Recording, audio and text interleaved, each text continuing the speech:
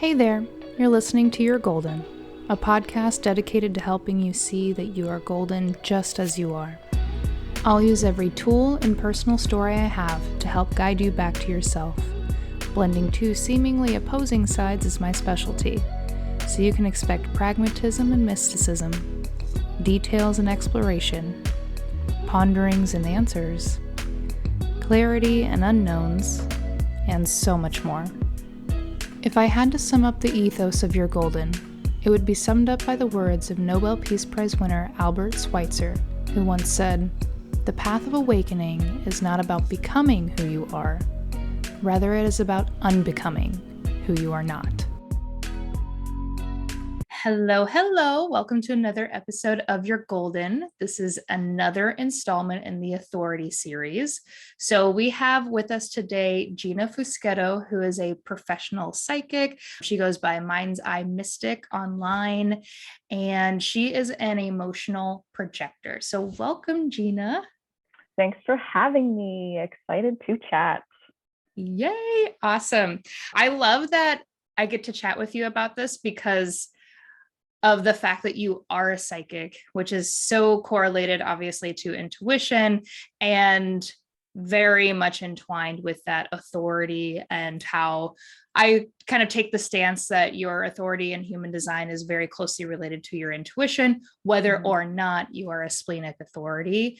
So I'm so excited to get your perspective on all of this. But maybe for a second, let's hear, like, what do you do? I know I said that you're a professional psychic, but what does that mean?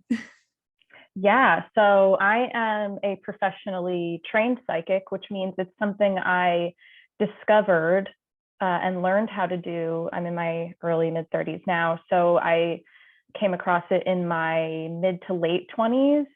Honestly, totally relevant to the emotional conversation too, because it was just on a journey to learning how to better understand and find solutions for my anxiety and my depression, that I came across the idea of energy and how there's really the coding behind our physical, emotional experiences, and just dove down the psychic rabbit hole and learned tools, which led me to learning tools for my everyday life that I use all the time to just navigate with a little bit more flow, as they say, and then took it to the next level where I learned how to tune into other people's energy and receive information. I specifically work in the clairvoyant space, or it's kind of expanded, as it often does when you get into psychic work. One, channel leads to an opening of another, but I like to ground myself in the clairvoyant space, which is the imagination as a psychic channel, and we don't really get that validated in our lives. So what that looks like is sort of focusing in on, I always say it's kind of like a radio. When you tune to different channels on a radio, I tune into your energy versus the energy of the person next to you or whoever, and receive visions as a form of information, which are generally like kind of cryptic. It's almost like interpreting a dream while awake, in that it's about the symbols that come through in the image as compared to like literal visions. But that's just me. I mean, every psychic kind of has a different version of working with it. And then from there, the intuitive channel sort of opened up a bit more. And that looks a little bit more like receiving information through feeling, if you're in the clairsentient space, which is what they call that, clear feeling, versus another one that I think can be a little bit under the intuitive umbrella, which is claircognizant, which is kind of just the pouring of information into your system. And that kind of just looks like me rambling on for 20 minutes. So in a psychic reading, it's kind of an amalgam of all three, but I find it really whimsical and really fun to, as I said, ground psychic readings in vision and in the clairvoyant space. And then on top of that, I teach people because I learned. And when I learned, I realized anybody who's open to learning can really learn, even though it looks different for everybody. So I enjoy sharing that perspective and opening people up to how they can tap into their own psychic channels, and most importantly, use it to help them navigate their everyday life. That's awesome, because I mean, it's just so closely aligned to what I believe. And so I feel like I'm a little bit in an echo chamber right now, which is like really great for the ego. But The human design, I did a little bit of studying of human design, not nearly as fluent as you will be in staring at one's chart. But I find the two studies are so beautifully intertwined and really only validate each other. So total echo chamber, but I think for all the right reasons, to be honest. Great. I want to deviate slightly to how I've been constructing these episodes. And I want to dive into something that you brought up in your explanation of like intuition and just kind of like how it feels and things like that. You brought up the word imagination. And that's something that I realized fairly recently, maybe like a year ago. Like, no, your imagination is like kind of where the intuition is, or like that's like a part of it. Can you speak more to that way more eloquently than what I just did? Yeah. So the imagination is a channel in and of itself. And we get taught, from early childhood that it's a place where things get made up or where we escape. And as somebody who was kind of, found themselves with the ADD label from childhood and teen years, you get taught it's this place that almost takes away from your life. And it wasn't until I dove further into psychic work that I realized there's tons of information coming through about yourself. If you just pay a little bit of attention to what's coming through your imagination, where are you escaping? When are you escaping? And why? And I love the imagination space as a channel because it gives you such an ability to teach you about yourself on a subconscious level. You can learn a lot about your own personal patterns or your own, where you perhaps need to address points of healing by just paying attention to where your mind wanders. And it's become a massive tool for me, whether it's, my mind's wandering into a negative space or into a beautiful space. And then I let it and I see where we're going and maybe something beautiful comes through. And if it's wandering into a negative space, it definitely takes becoming an observer of yourself, but that's where you can go, wait a second, why are we going here? Is this healthy for us? Is this a projection, a spiral, and whatnot? But really it's on the side of using it as a self-healing tool, it's incredibly important. And then on the other hand, you can all of it's psychic information to me, but we look at psychic as kind of receiving information from the great beyond, so to speak. So to kind of lean into that narrative a little bit, you can receive, and you do receive tons of information from, I like to keep my psychic work for the most part in the realm of the higher self, whether it be my higher self or tuning into your higher self if you're booking me for a reading. And in that you can get so much more information about your own potential and where you're going. And that's why I'm a big believer in allowing yourself to dream big, because it's almost like you can use your imagination to create blueprints for your potential. And I like to think if it's dropping down into your imagination channel, there's a reason, likely because you have the potential to get there, but then it takes working through, all of the blocks, all of the invalidation we go through in our life, the wounds, the walls that tell us that, that's not real. That's just a pipe dream. So if you allow yourself to validate it, and that's really like the key to unlocking it, is validating that what's going on in your imagination space. I don't like to say is like, it's real, but sometimes, again, if you're diving down a rabbit hole with something that needs to be healed, you have to be careful with how much you validate the things going on in your imagination. Like I validate it as a channel where information's coming through, but maybe this negative spiral isn't real, in that what I'm seeing is actually going to happen and actually going to come true. And that's where anxiety gets dangerous, but is actually very really something I need to address within myself, if that makes sense. Mm-hmm. Yeah. Almost like what comes through where did the word go? Your imagination. That happens. Yep. Almost like what comes through your imagination is more like a stream of metaphors. Mm-hmm. Yes, it is absolutely. Doing psychic readings for me is like speaking the language of metaphors endlessly.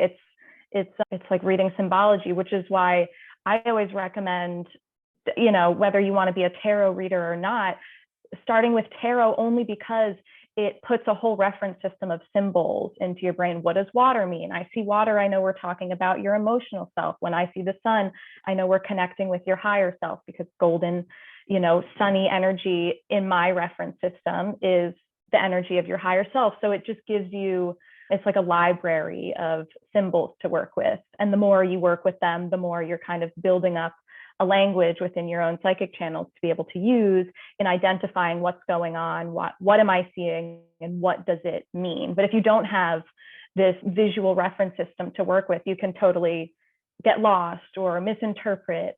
So I always say the beauty of the imagination as a psychic channel is that you can, in some ways, make up your own language. If you want an apple to mean education, sure. If you want an apple to mean fertility, great. Doesn't matter. Just nail down what that means for you, and then the psychic information will come through within the visual language you've identified. So what an apple or water means to me, maybe it another psychic may interpret that vision completely differently. Both are correct because the information is coming through in the way that works with your own reference system, if that makes sense. Mm-hmm. Yeah.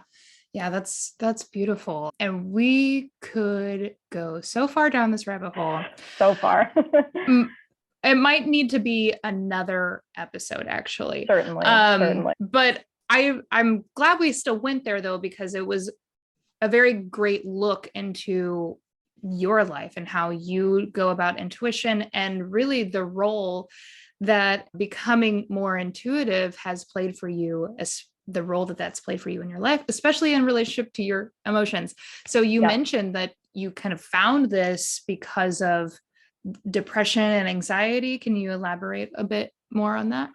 Yeah. So, as often teenagers do, and very empathic style teenagers, who isn't, honestly, you fall into these different categories of anxiety and depression because you're just opening up, your intuitive channels as you age, and the world is just coming at you. And for sure, before I got into this perspective and into this work, I really identified with those labels and, just kind of told myself, I guess this is who I am. I guess I'm somebody who struggles from this, and then attempted to build my life around catering to those conditions, I would say, and those experiences, until, one day I kind of just thought, I don't know if that's true. I don't know if I am my anxiety and depression. I don't know if this is who I was meant to be. So I kind of just went down an exploratory rabbit hole of different perspectives on the matter, from just scraping the surface on different religions and philosophies, which is kind of why I ended up coming face to face with this idea of energy and how it is incredibly prevalent in our lives, and sort of what that means. And then that's how it kind of led me to using the imagination space as a way to regulate my own energy, which was as a result, a way to regulate one's nervous system. So as an emotional authority, it gave me a way to sort of slow down taking action on my emotions and just sit with them and process them a little bit more, because I allowed myself to let the energy run through me and release, rather than have it get stuck, which is where, I used to get panic attacks and things like that. And from my perspective, I look at that as kind of like a traffic jam of energy that is just making your whole nervous system absolutely chaotic.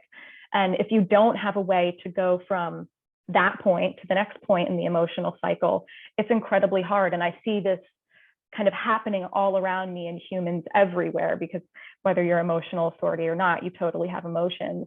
And this is kind of what I see as from looking at it from the energetic perspective, the number one cause of people getting trapped and stuck in different cycles within their life is because they don't know what it means to run energy through your system entirely and completely process it.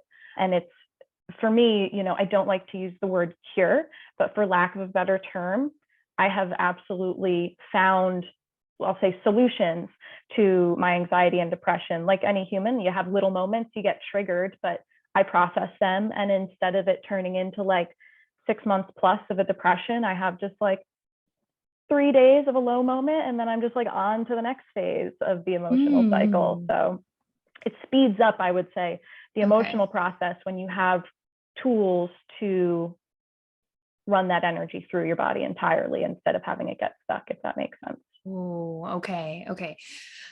Because the terminology or like statement that is usually used with emotional authority is telling people that, you know, you're on your emotional wave and you could be high or low or somewhere in between. You're just constantly on this wave, just going about life. And, you know, originally I was going to ask you, like, do you feel like that's how, does that seem to be a good representation of how it feels? And I still guess I want to know your answer to that. But it also sounds like what you just told me is that you have, or you found a way to make that, to have a, maybe not have control over the wave, but just like make it not as turbulent, I guess. Yes, totally. No, I wholeheartedly believe that's a really accurate representation of what it means to be an emotional authority and just go through emotions in general, totally cyclical. Yeah, still to this day, I would say I've learned how to shorten the cycle, so to speak. Like I said, I used to have cycles that would last months to maybe even years at a time of remaining in the low portion of the cycle and struggling and also not having the understanding that we do cycle, and with lows come highs and with highs come lows.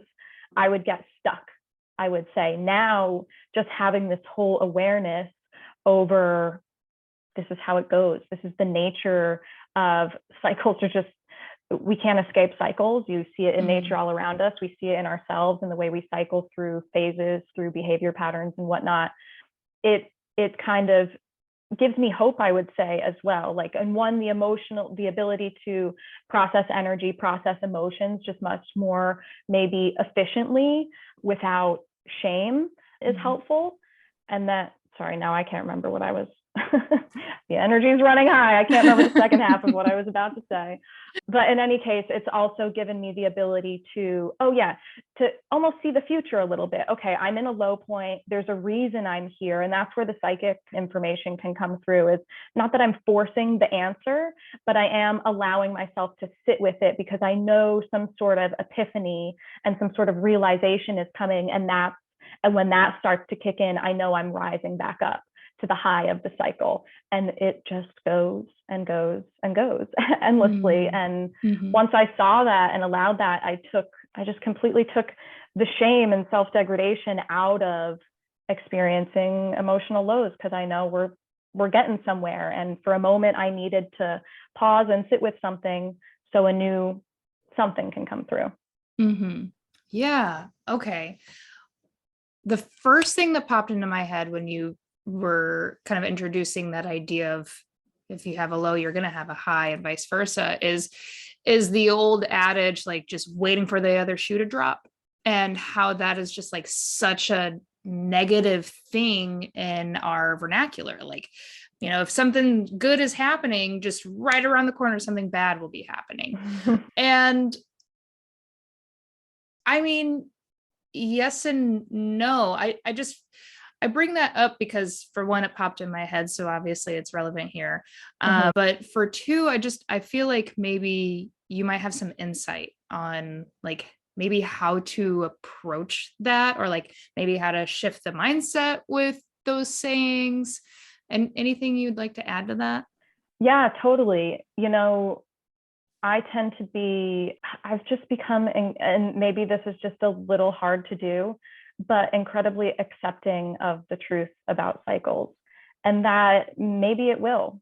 But you can look back on your own life and realize it's not always as traumatic as it may seem. The other shoe dropping may not be just your entire life just completely up in flames, tarot tower card moment, but maybe it's just a moment of pause that you needed, or moments of pivot. I like to think especially as an emotional authority, like, your cycles are really doing you a favor. So I don't want to say I welcome the low moments, but when they come, I trust that they're leading me somewhere. And so I've kind of taken the fear out of it for the most part. But as I say that, I understand maybe how difficult that is, and perhaps what a rarity of a perspective that may be, and how difficult it can be to get there. And the other thing I appreciate about holding this perspective is that I don't attach to my highs so much. And I found that does me major favors in that when the quote unquote shoe drops, it's not like the end of the world, so to speak, or it's not like I feel like my whole world is up in flames. I'm just allowing, I just call them moments of pivot. You know what I mean? Like I like to think anxiety as well is like just asking you to pause and sit with something for a second and figure out, like, is how something is operating going correctly, or do we need to like step on a different path to keep moving forward? So that could be a super unique perspective on the matter, but it kind of just comes from a place of getting very real with life and realizing everything is temporary. And you know, I have to say, in embracing that, it's, one may think that, you know, allowing yourself to accept that like life's going to suck sometimes creates a whole doomsday mentality, but I have found like incredible amounts of freedom and a complete release from my anxiety of just being like, some days are going to be harder than others, some cycles, I mean, you know, it's not just like a clear linear, like you're going through one cycle and it ends and another cycle and it ends. You're constantly going through, like, this one over here is like a 1 week cycle, this one over here is a 5-year cycle. So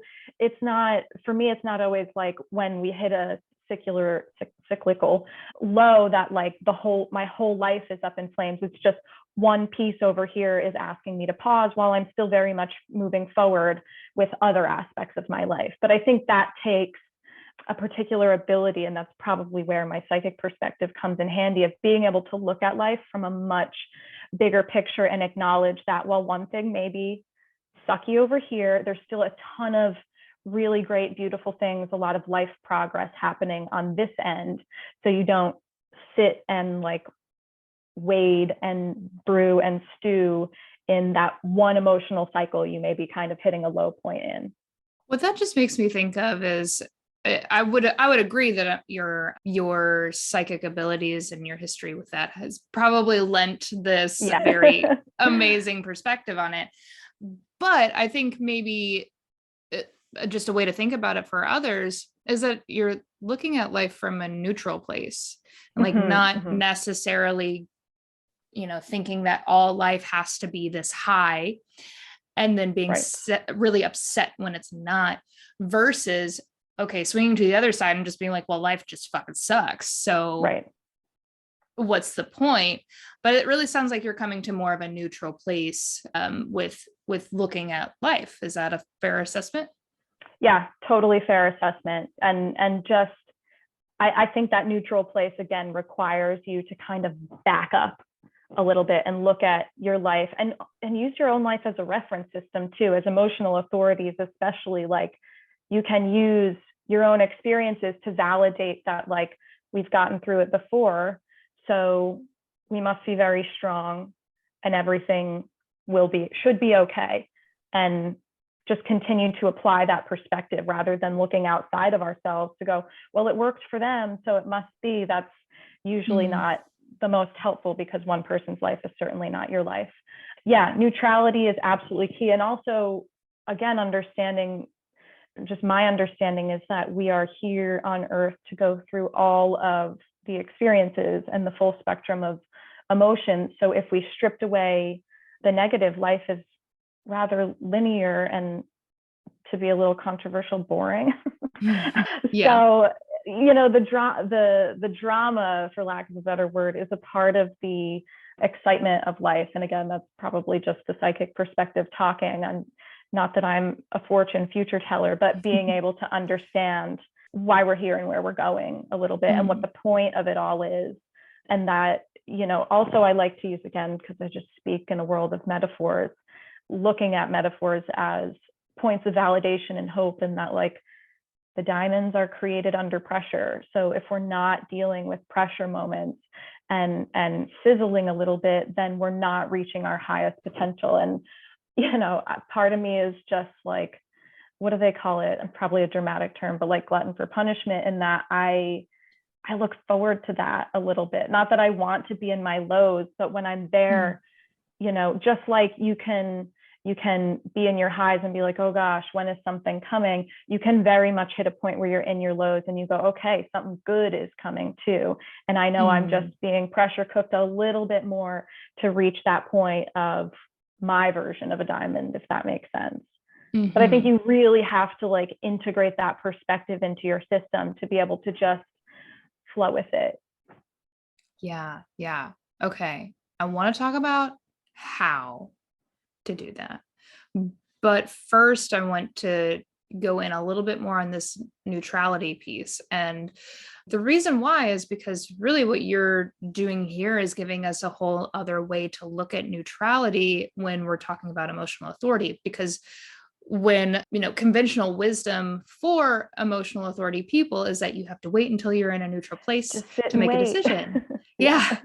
So but then you're like, what am I doing in this waiting? Yeah. So, I mean, I think on one hand of it is we're kind of reconfirming like, yes, neutrality is incredibly important for an emotional authority. However, you're providing such a depth to what neutrality actually means. And so what would you say to how would you make the advice of waiting until you're in a neutral place more helpful? Like what does that actually mean to you and how do you see it, use it, feel it? Yeah, sure. So a big part of that waiting piece for me is, I would say it started with just allowing it to happen. I think we resist the lows so much and we like want that answer, like, why me? Why is this happening? But it was for me just allowing it to be there and just allowing myself to really have terrible days and then giving myself and just holding the hope that maybe the next day I get to wake up and maybe it looks a little bit different, or maybe there's still something to learn, and not trying to do anything with it other than just sitting with it, allowing the thoughts to come in, come out, take things, leave things, mostly leave things, I would say, especially, and that's where you're kind of addressing like how to deal with anxiety. If what that low point looks like is anxiety to you, I would say like, yeah, so allowing it to happen, and then also non-attachment to what's coming through while you're in that low point. Because if the juice that you're painfully squeezing in your low point comes after, as you're rising up from that low point, then why would I attach to any of the processing happening in that low point, if that makes sense? So just let it roll by, learn from it. Maybe it's a trigger brought a low point. Okay, that's some interesting information about myself. Let's just let it pass by. And the more you let it pass by and the less you attach to it, I don't want to make blanket statements, but just for my life, the sooner that rise up comes, if that makes sense. So, it's a weird thing because on one hand, I'd say there's like nothing to do at all other than just like be okay with the fact that, give yourself permission to have bad days, to feel terrible, to be a human that gets triggered, and don't task yourself with much more than that. And in doing that, that for me feels like all I could possibly ask of myself in that moment. And again, just looking back at my own life, it has worked every time. And sure, you could dive into all the different psychic tools on like, how does one allow thoughts to pass? And there's lots of different schools of thought on that. But at the highest level, it's just watching yourself go through it and like, becoming the observer, as I think more Eastern schools of thought kind of coined, so to speak. So I don't know if that answers the question or if it's just like a circular answer. Well, but it is a waiting game, but there's a way to approach it that doesn't keep you obsessing and keep you stuck in it. I mean, a circular answer is probably fitting for emotional authority anyway. Yeah, for a cyclical way of living. Yeah, exactly. Yes. Well, I do want to know a little bit about how. So, because if you can imagine or put yourself back into of that time of like realizing that you didn't have to be at the whim of your emotions and that there's another way, like going from being at the whim of your emotions to now being an observer consciousness. Do you have any advice or suggestions on how to make that transition? Yeah, fabulous question. So let me see, I'll give you an example of something I'm going through right now, which isn't the most dramatic cycle I'm in, but it's an easy one to approach. So I'm having this moment in my psychic work that I've pulled back a little bit, as I kind of expressed to you before this call. I'm not speaking as much. And it's a little bit of, well, not that I'm not doing the work, but I'm not out there like pushing, promoting things, right?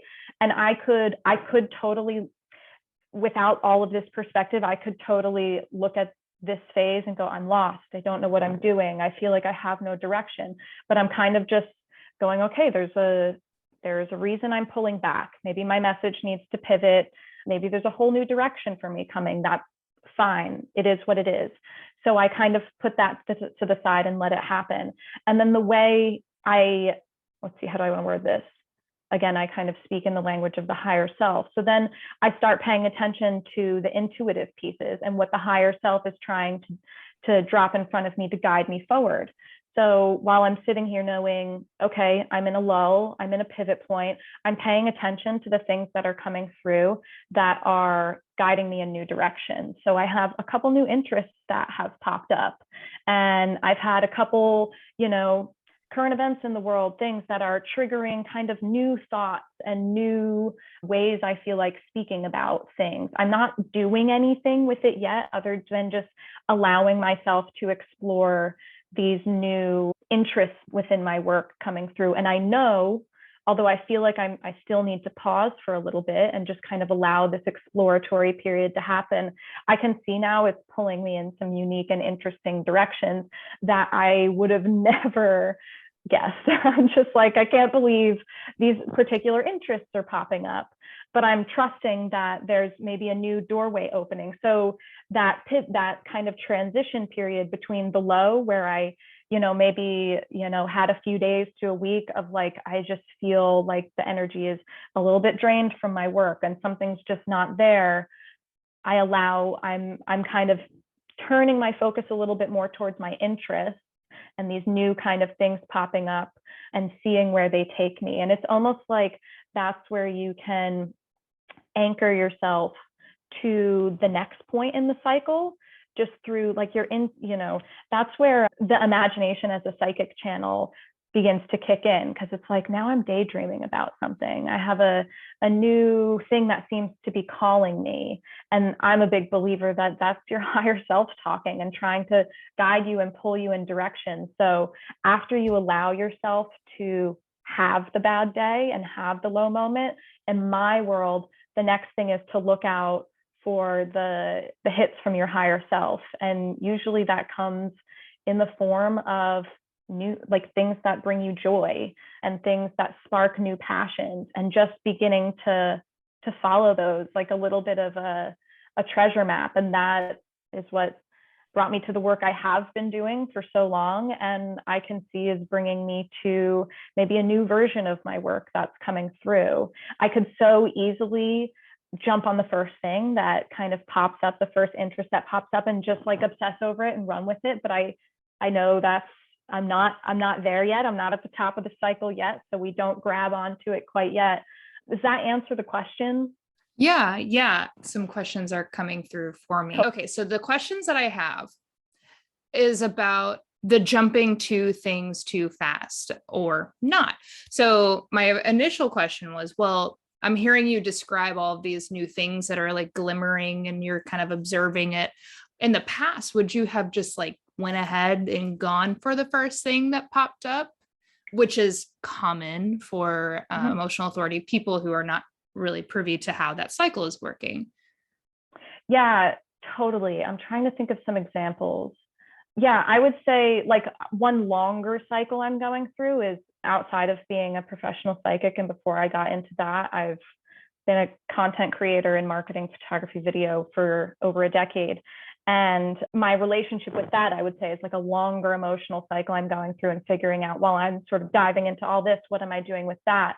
And a lot of that jumping on things, at least for me, comes from a place of external pressures and what I'm supposed to be doing in my work. So I have built websites and things that have never seen the light of day and never come to fruition because I just moved too fast, or I tried to launch something and then it wasn't meant to be. I was acting on, genius thought, genius idea, gotta run with it now. This is totally what the world expects and will love. And it just kind of like craps out and never goes anywhere. And then because of that, I feel so much shame, like I have failed at something. And as a 1-3, that's just my MO. And I learn a lot from that. So, I wouldn't say there's been like major crashes and burning coming from hopping on things too fast, but there's just no fuel behind them to actually take them as far as the things I've let come through naturally aligned with the emotional cycle. Like I have had things take off in miraculous speeds because it's just, I'm grasping onto things at the right time, and I've let myself collect all that information, and then the sweet spot comes through, if that makes sense. So what you're describing then is a way for you to protect your very limited projector energy. Yes, exactly. Because the energy is not always there. And that's the thing about like the imagination and ideas and stuff coming through psychically too, is like, oh God, there's just so many ideas out in the world. And, this is a little tangent, but we're all a part of this conscious collective where there's just information flying and it'll hit you all the time. The amount of quote unquote genius ideas I've had that I've never done anything with because perhaps they just were not meant for me. And I was just intuiting something that was coming through and I let pass. But if you attach to everything that comes through, you'll feel like you have to create it all. And as the projector, you're not meant to. And there's again, like there's no energy behind those things. So that's where paying attention to when and how things come through and understanding my own intuitive emotional language of really knowing, like for me, if an idea doesn't come out of a failure, it's probably not for me. And that's just the finessing of my like 1-3 mixed with my emotional authority of like, if it didn't come from a low point, usually it doesn't work out. And that is like a weird, it's like a weird way to live, but understanding and getting the perspective on my own human design brought just so much validation. And honestly, I grapple with that all the time. I have a couple ideas that I'm like, I gotta just run with them. And as a couple days go by, I'm like, oh shit, I probably just need to set that aside. And that little genius idea I have is probably just not meant to come through. And sometimes it's painful, but you kind of just gotta let it go and wait for the next thing to come through when you're at that right point in the cycle. Yeah. Fascinating. Such cool nuggets there. One, at least this is your experience. So this may be universalized, maybe not, but this is your experience of that. Like your post checkpoint of like, this was not the thing, is that there's no energy there to like keep it up. Yeah. Okay. It's fascinating. And then 2, if it didn't come from a low point, it probably isn't for you. I want to hear, how did you come up with that conclusion? Like, how do you know that to be true for you? Yeah. So honestly, again, just using my own life and experiences as my roadmap, it has been a lot of looking at it's the silver lining. It's seeing the silver lining in some of my lowest points in my life and realizing I had to go through them. I had to get hit in the face with whatever was coming to break down what I thought I was meant to be, or who I thought I was meant to be, in order for the authentic version of me to come through. And I think that is really comes from a place of like, we just grow up being told who we're supposed to be. And so much of what you're meant to do requires breaking that down. And what does breaking that down look like? Really low points. And just kind of looking back and going, I would not have got here if those low points didn't happen. And then allowing myself to just accept that this is, and maybe it's not every single thing in my life has to come from some dramatic failure, but certainly from moments of stopping and not getting ahead of myself and not allowing myself to run with comparisons to the rest of the world, which is much more, correct me if I'm wrong, generator manifestor friendly in regards to who you're supposed to be in life and the things we're supposed to create and build. So that's been another really validating and eye-opening perspective of just being a projector and allowing myself to slow down, which I think fits well with the emotional authority, is that validation to slow down. Totally. I feel like if there's any type that is in total congruence with the emotional authority, it is the projector. Yeah. And then on top of it, the 1-3, the investigative martyr, is research, fail, research, fail, research, fail. It's a cycle of learning and just allowing yourself to fail a little bit or die a little bit in your cycles in order to get where you're going. And you have much more knowledge on that. So totally correct me if I'm getting that wrong. No, but it feels it's great. Like it all works together, but there's a lot of allowing it to happen and just accepting that this is actually a way to get through life with success, even though it requires these points of feeling incredibly unsuccessful in getting there. Yeah. I do appreciate your perspective on connecting all those dots. One thing that I would say, and that's a little contrarian, is that yes, I definitely think that the 1-3 and the emotional authority really goes together really, really well. But I think you get to a point of realizing that it goes together really well, because initially you can definitely be in more of a conditioned place where you're doing the 3 thing of doing all kinds of stuff and a lot of it is not working. And then your emotions, if you don't have more of a handle on how they're working and the role that they're playing for you, you could really be taken to some very low places. And like you said before, make it mean oh, this is just who I am. I am my anxiety, or I am my depression. Right. And I'm just constantly failing all the time because I don't know how to spot the ability to rise out of it.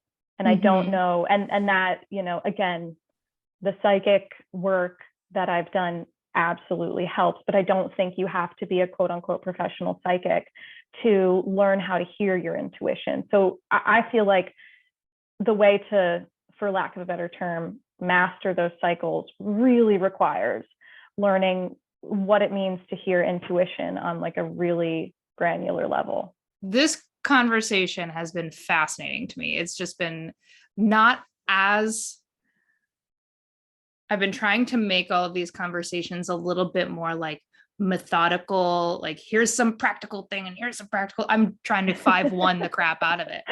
Yes. And I tend to just step in and be scratch that. We're going on tangent. Yes.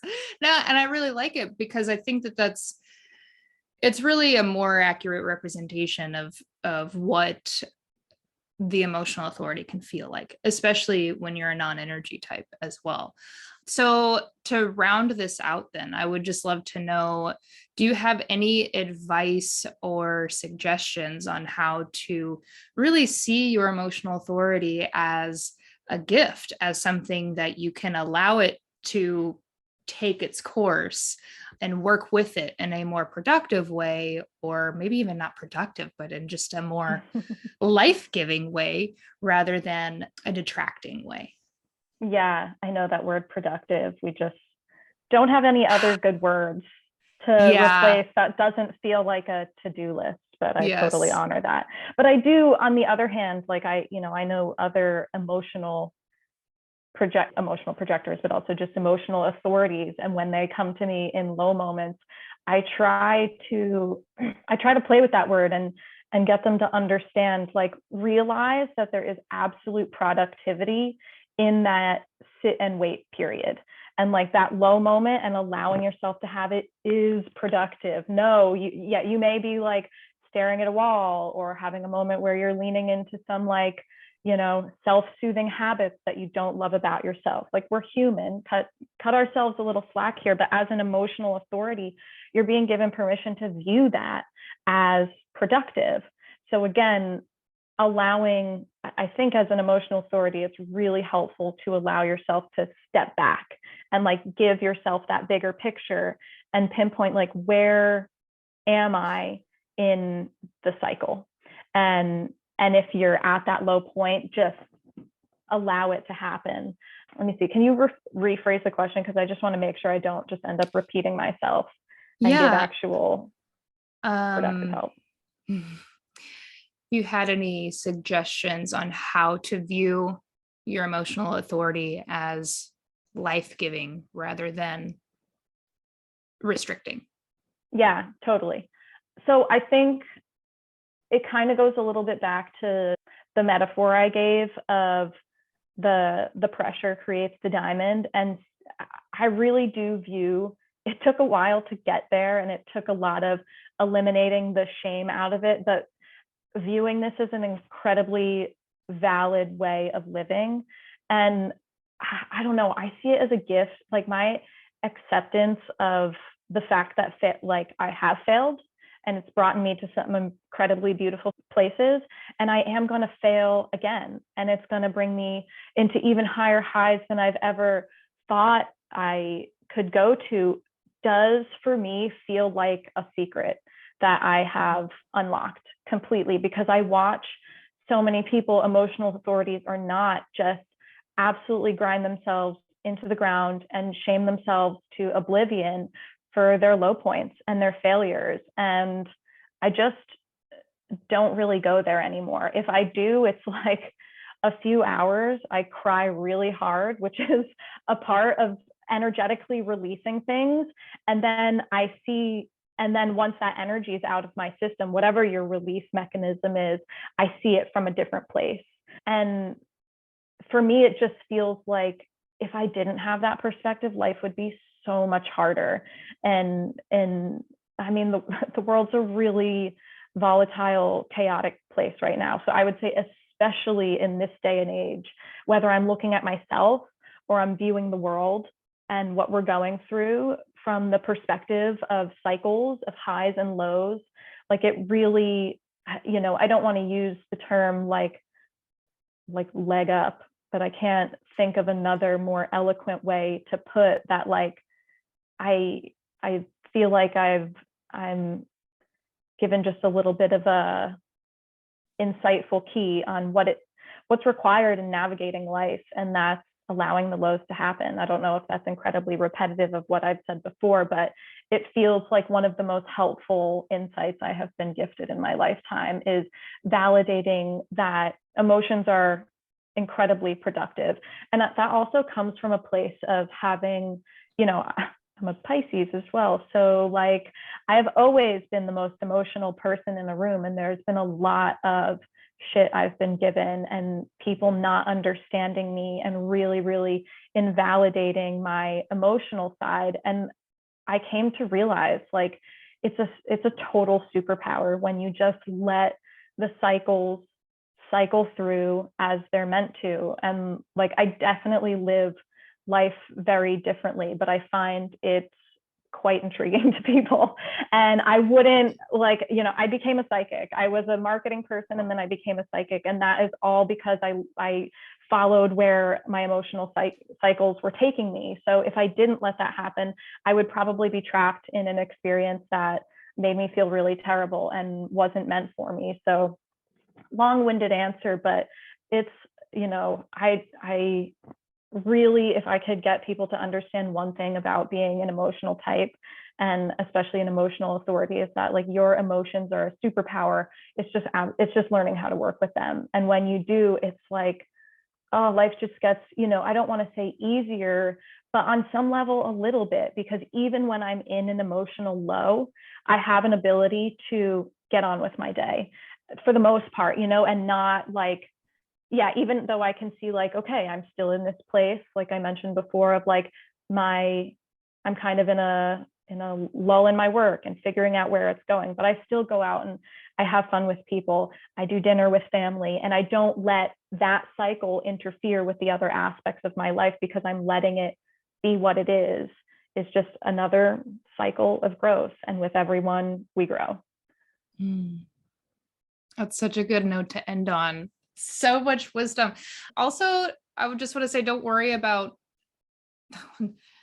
what you want to worry about. But on my end of things, I am not worried about you necessarily, quote unquote, repeating yourself, only because there's so many different ways to say the same thing.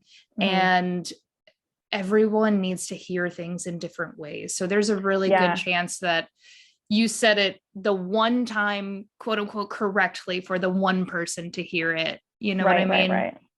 No, it's so true. And also like keeping things to a high enough level so that they're like applicable to those many variations of emotional authorities. It's to get, I think, not that there's nothing wrong with tons and tons of personal stories, but, I think probably, reiterating things at the highest level, the many ways you can, is probably sometimes the most helpful. When you're in those emotional lows or you're just going through it, like, you need to hear it multiple times sometimes. Yeah. Okay. Well, how can people find you, and what are they going to be looking for you for? Yeah, so you can find me and more information about me at mindseyemystic.com. Right now, I am always offering psychic readings. Some people ask why one would get a psychic reading. I think pop culture will make you think it's about getting your future, seeing how many babies you're going to have or whatever, which is fine. Totally, people out there killing that game. But my specialty is tuning into your higher self. So I'm really big on helping you hear your intuition. So if you're at a stuck point, a crossroads, or you just feel like life's getting a little bit chaotic, getting a psychic reading with myself can be a helpful experience, so says the people I've worked with, which still blows my mind to this day that it's something I do and it's really helpful for people. I also, though I'm at a little bit of a lull right now, if you follow along for long enough, I will be launching some new learning opportunities to be able to actually teach you some like really granular tools on like, what does it mean to dive into your imagination and as a psychic channel and move and shift energy. So lots of things coming, but like I said, we'll see where it goes because I'm currently at a lower end in the cycle and just kind of listening for the next idea to come through. So that tends to be how it works for me. But yeah, mindseyemystic.com or Instagram at mindseyemystic is where you can find me and reach out. Awesome. And yeah, I second getting a psychic reading with you. I still listen back to our session. Oh, yeah. Thank you. That's like wild for me to hear sometimes.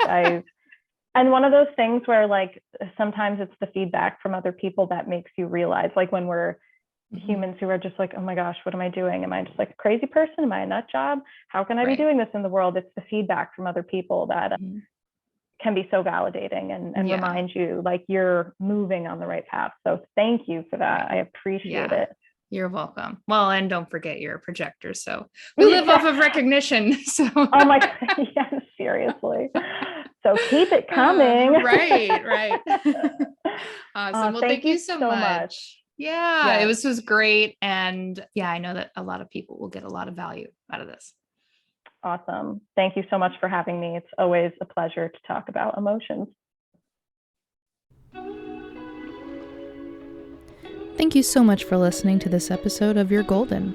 If you enjoyed what you heard, I invite you to submit a rating and review on Apple Podcasts or wherever you listen to your podcasts. If you want to get in touch, you can either leave me a message on Anchor, shoot me a DM on Instagram, or send me an email. Just tap on the show notes for links to all 3 contact methods. And last but not least, please don't forget, you're golden.